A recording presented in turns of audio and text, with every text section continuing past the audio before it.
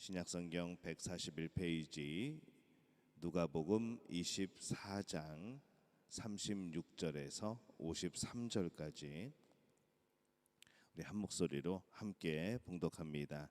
이 말을 할 때에 예수께서 친히 그들 가운데 서서 이르시되 너희에게 평강이 있을지어다 하시니 그들이 놀라고 무서워하여 그 보는 것을 영으로 생각하는지라. 예수께서 이르시되 어찌하여 두려워하며 어찌하여 마음에 의심이 일어나느냐. 내 손과 발을 보고 나인 줄 알라. 또 나를 만져보라. 영은 살과 뼈가 없으되 너희 보는 바와 같이 나는 있느니라. 이 말씀을 하시고 손과 발을 보이시나 그들이 너무 기쁨으로 아직도 믿지 못하고 놀랍게 여길 때에 이르시되 여기 무슨 먹을 것이 있느냐 하시니 이에 구운 생선 한 토막을 드리니 받으사 그 앞에서 잡수시더라. 또 이르시되 내가 너희와 함께 있을 때에 너희에게 말한 바 곧 모세의 율법과 선지자의 글과 시편의 나를 가리켜 기록된 모든 것이 이루어져야 하리라 한 말이 이것이라 하시고 이에 그들의 마음을 열어 성경을 깨닫게 하시고 또 이르시되 이같이 그리스도가 고난을 받고 제3일에 죽은 자 가운데서 살아날 것과 또 그의 이름으로 죄 사함을 받게 하는 회개가 예루살렘에서 시작하여 모든 족속에게 전파될 것이 기록되었으니 너희는 이 모든 일의 증인이라. 볼지어다 내가 내 아버지께서 약속하신 것을 너희에게 보내리니 너희는 위로부터 능력으로 입혀질 때까지 이 성에 머물라 하시니라. 예수께서 그들을 데리고 베다니 앞까지 나가사 손을 들어 그들에게 축복하시더니 축복하실 때에 그들을 떠나 하늘로 올려지시니 그들이 그에게 경배하고 큰 기쁨으로 예루살렘에 돌아가 늘 성전에서 하나님을 찬송하니라. 아멘. 할렐루야. 하나님의 은혜가 오늘 새벽에 하루의 첫 시간을 주 앞에 드리는 우리 믿음의 가족들에게 함께 하시기를 예수님의 이름으로 축원합니다. 제자들은 이제 부활하신 주님을 본 사람이 있고 이제는 주님의 부활의 소식을 듣고 어느 정도 믿게 되죠. 이제 부활의 놀라운 사건의 증인으로서 이 제자들이 다시 모여들기 시작합니다. 그럼에도 불구하고 그들이 이 주님이 앞에 나타나시자마자 또다시 무서워하고 두려워하는 모습을 보입니다. 그들이 부활에 대해서 이제 안 것 같았고 또 증인이 될 수 있을 것 같았지만은 그들의 삶이 바뀌는 것 같았지만은 그들은 여전히 부족하였고 의심이 많았고 그랬던 것이죠. 주님이 이것을 아십니다. 그래서 주님이 그들의 앞에 나타나십니다. 그들에게 나타나셔서 그들의 믿음이 현재 어떤 상태에 있는가 이것을 깨닫게 하시죠. 그리고 그 믿음에서 더욱 발전해 가도록 돕고 계시는 모습을 오늘 말씀 속에서 봅니다. 주님이 말씀하셔서 그 말씀으로 그들을 깨닫게 하시고 또 이끌어 가시는 모습이 우리에게 오늘 발견되고 있습니다. 주님은 그들의 믿음이 없음을 책망하기보다는 그들의 믿음 없음이 확실한 믿음으로 자라가도록 그렇게 이끌어 가시고 계신 것이죠. 그래서 자신의 손과 발을 먼저 만져보라고 합니다. 그리고 여전히 믿음이 부족한 그들을 위해서 구운 생선까지 먹을 것이 있느냐라고 물어보시기까지 합니다. 그리고 그 앞에서 그 생선을 또 드시기도 하시죠. 그리고 이어서 말씀을 또 가르치고 계십니다. 근데 이 말씀을 가르치게 될 때에 이 예수님께서 이 말씀을 깨닫게 하신다고 말씀을 합니다. 이 말씀은 예수님의 깨달음 또 성령님 주시는 이 깨달음이 있을 때에 더욱더 우리가 말씀이 이해가 되어지고 우리 마음에 새겨지게 됩니다. 이 제자들이 이러한 계속된 주님의 말씀과 여러 가지 그런 증거를 보이시는 그런 과정 가운데 그들 자신 안에 더욱더 확신이 생겨나고 또 이 부활에 대한 믿음이 생겨나기 시작하는 것이죠. 우리가 지금 이 하나님을 안다고 하지만은 우리도 참 부족한 그런 사람들입니다. 주님을 위해 목숨을 바친다고 나의 일생을 바친다고 우리가 그렇게 고백을 하지만은 그런 것에 비하여서 우리가 참 이 하나님을 또 모르는 것이 참 많다는 것이 느껴지게 되는 것이죠. 하나님이 참 높으시고 그 사랑이 끝이 없으시기도 합니다.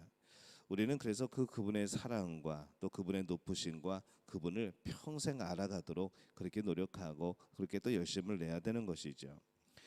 우리들은 제자들이 주님의 말씀으로 계속 이끌림을 받고 있다는 사실을 오늘 발견을 합니다. 그래서 우리의 믿음이 자라가기 위해서는 우리가 계속 말씀에 노출이 되어야 되죠. 그래서 이 믿음은 들음에서 난다고 성경이 말씀을 합니다. 계속 들어야 되는 것이죠. 믿음이 없다고 포기할 것이 아니라 믿음이 없으면 믿음이 없는 대로 충성을 다하고 최선을 다하는 겁니다. 그렇게 해서 정말 믿음이 생겨나면은 이제 믿음으로 사는 것이죠. 믿음이 없다고 믿어지지 않는다고 포기해 버리면은 결국에는 믿음으로 살아가는 삶은 다가오지 않게 됩니다.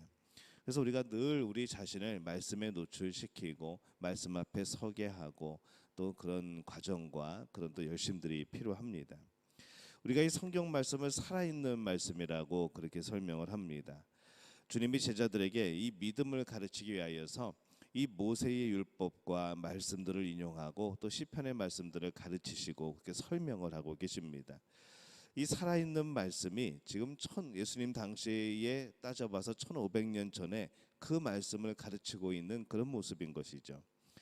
이것이 과연 무엇을 의미할까라고 생각을 해보니까 이 예수님 당시에 기록된 이 성경 말씀은 살아계신 하나님의 음성과 바로 동일한 권위를 가지게 된 겁니다.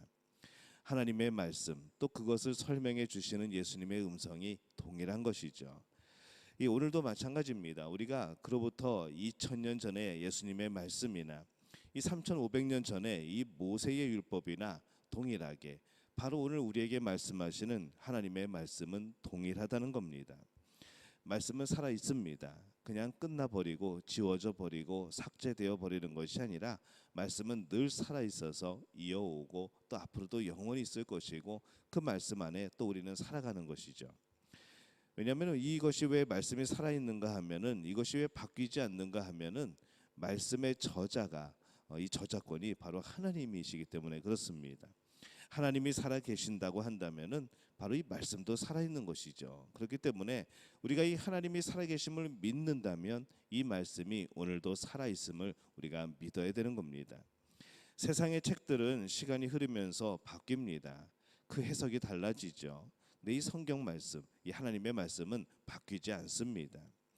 2000년 전의 사람들이나 오늘날의 사람들이나 여전히 그 말씀으로 구원을 받고 하나님을 알게 되고 또 하나님의 놀라운 뜻들을 발견하게 되는 겁니다. 그 원래의 저자이신 하나님이 바뀌지 않았기 때문에 그렇습니다. 원 저자이신 하나님이 동일하게 세상을 주관하고 계시고 오늘 우리에게 함께 하시고 오늘 우리에게 그 말씀을 해석해 주시기 때문에 그런 것이죠.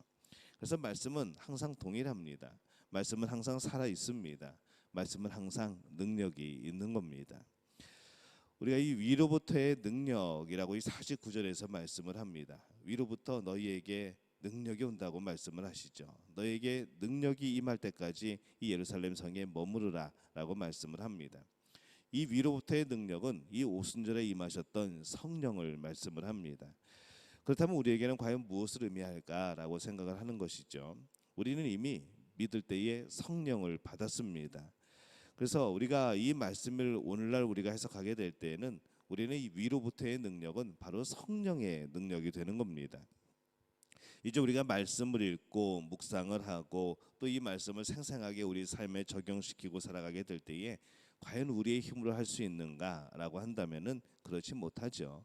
그렇기 때문에 우리는 오늘날 이 말씀 앞에 서게 될 때에 말씀을 들을 때에 우리는 이 성령의 능력을 힘입어서 그 말씀 앞에 서게 됩니다. 성령의 능력을 힘입어서 말씀이 이해가 되어지고 또 성령의 능력을 힘입어서 이 말씀을 지키고 살아가게 되는 겁니다. 그래서 이 성령의 능력이 아니라고 한다면은 우리는 이 말씀을 온전히 제대로 이해할 수가 없습니다.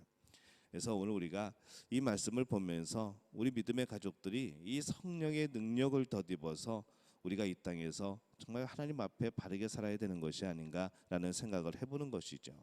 나의 힘이 아니라 바로 이 성령의 힘과 성령의 능력을 느끼면서 그분이 나와 함께 하심을 믿고 경험하면서 살아가는 것이 오늘 말씀을 살아가는 삶, 오늘 말씀대로 순종하는 삶이 아닐까라는 생각을 해보게 됩니다. 오늘 여러분의 삶은 어떻습니까?